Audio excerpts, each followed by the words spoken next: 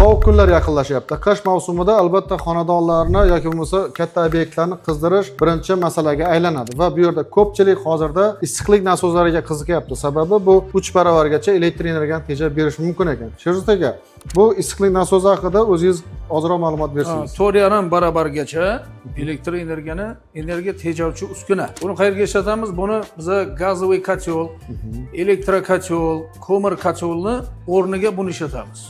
To'g'ri, gazovoy kotyolda hozir agarda birga bir chiqadigan bo'lsa, elektr to'qimiz ham qimmat-ku. Lekin quyosh panel bilan qo'yganimizda biz quyosh panel o'rnatib beramiz. Juda foydali, juda yaxshi. Quyosh panelini bunga ulanadi. Elektr toki quyoshdan keladi, ya'ni gaz ishlatmaymiz, ko'mir ishlatmaymiz. Ishlash mexanizmi asosida qisqacha.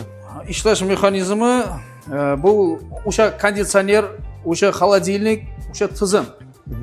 Eskidan bor tizim, lekin yangilangan, moslashgan. Isitadi ham, sovutadi ham. Isitib beradi, отопление, теплый pol, radiatorni isitib beradi, sovutib ham beradi. Fan coil qo'ysak, fan coildan salqin havo keladi, konditsionerga o'xshab. Ham issiq suv beradi. Uyga issiq suv ishlatiladi. Ariston bizning ichida ten turadi. Tenni o'rnini bu bosib beradi, o'zi isitib beradi. Katta obyektlarga juda ham zo'r ketadi. To'yxonalar bo'ladigan bo'lsa yoki kafe, restoranlar uchun ajoyib narsa. Yana bitta narsa, agar sizga bu mavzu issiqlik nasoslari qiziq bo'ladigan bo'lsa, YouTube video olishni reja qilyapmiz. Agar qiziq bo'lsa, albatta YouTube deb yozib keting izohlarda.